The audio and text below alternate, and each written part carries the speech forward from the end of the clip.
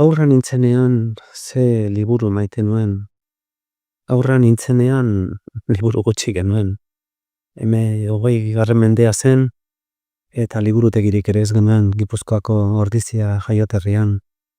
Beraz, liburuak baino gehiago komikiak izaten genituen, eta halako historia nagusien, ez dakit, Julio Verne edo Salgari edo klasikoen laburpenak izaten genituen marrazkiekin. Beraz, Oietxek, Genoveva de Brabante dena gaztelaniaz genuen, eta gero ja haur denboran bostak, Los Cinco zirenak gaztelaniaz orduan, Enid Blytonenak oso gogoko nituen, asko gozatzen nuen.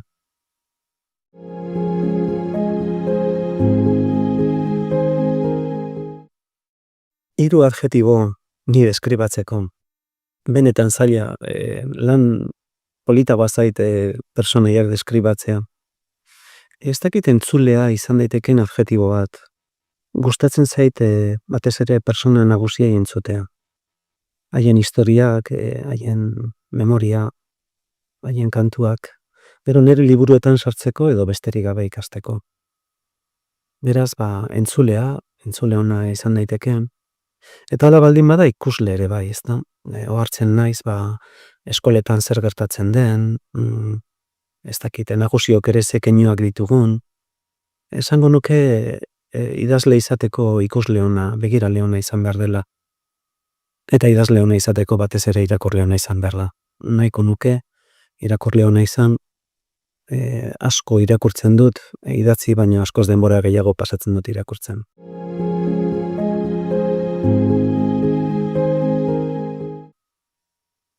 Liburuak baliagarriak dira. Bukatu behar omen dut esaldi hori. Liburuak baliagarriak dira, norbaitek esan zuen liburuak 100 egoko hegaztiak direla. Gustatzen zaizkite enarak asko maite ditut. Nola etortzen zaizkigun Afrikatik eta nola joaten diren Afrikara, hegaldi luzeetan. Behar bada, liburua baliagarria dira bidaiak egiteko urrutira, hurbilera, eta batez ere norberaren barrukaldera.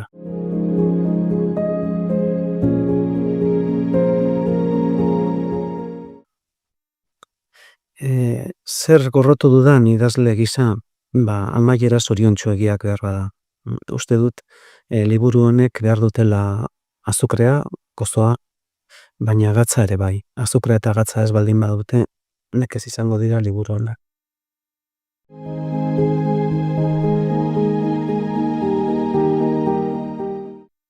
Norekin igaroko nuken egun bat, behar bada Pipi, aukeratuko nituzke Pipi Kantzaluze, bere bihurrikariengatik, eta Pinotxo, uste dute personaia izugarri ederrak direla, eta haiekin igaroko nuke benetako abentura bat.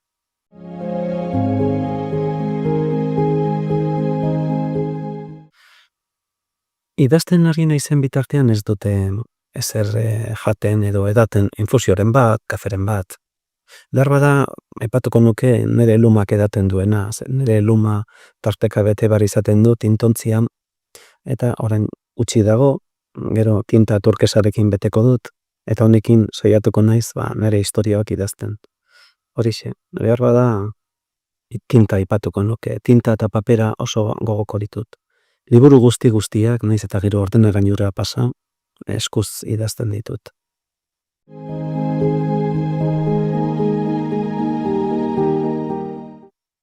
Zein den oraindik ere idatziko nuken idatzi ez dudan historia. Ni beste adjetibo bat bururatzen zait, inbidiosoa naiz erabatekoan. Batez ere irakurtzen dudanean gauza liburu zoragarriren bat, pentsatzen, nik idatzi izan banu hau, ezta? Urrutira joan gabe, Daniel Penaken Otsoaren begia, L'Œil du Loup, frantsesez, liburu zoragarria da. Nik idatzi izan ditut, ni liluratu noten historiak. Adibidez, korri, idatzi nuen hain zuzen ere Gambiatik etorri zen Joro, izeneko mutil bat, mutil puska ezagutu nuelako, patera batean etorri zen Kanarietara eta haren historia isladatu nuen, zerean liburuan, eta orain behar bada film bilakatuko da. Etorkizuneko aurrei gehien gustatuko zaizkien historiak. Uste dute, funtsean gizakia ez dela aldatu.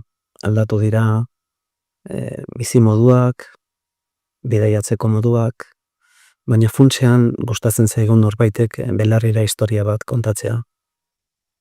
Gauez, gaixorik gaudenean kantu bat kantatzea. Behar horiek importantea dira.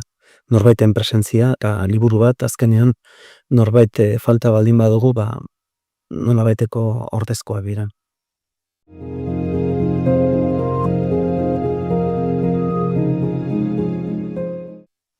Zein superbotere nahiko nuken, behar bada denboraren makina, denboran atzera eta aurrera egiteko aukera izatea. Imaginatzea nola bizi ziren kobazuloetan gure aurrekoak, ezta. Nola aldatu den mundua, nolakoa zen aldaketa klimatikoaren aurretik, glaziarrak, benetako glaziarrak, eta mundua, ezta, beste erabateko mundua, oso urruti ez dagoena, baina asko aldatu da azken urteotan nik neuk bizi izan dut hori, ezta. Telebistari gabe bizi ginen, liburutegia aipatu dut, baina beste historia batean izan gara lekuko eta protagonista, ezta.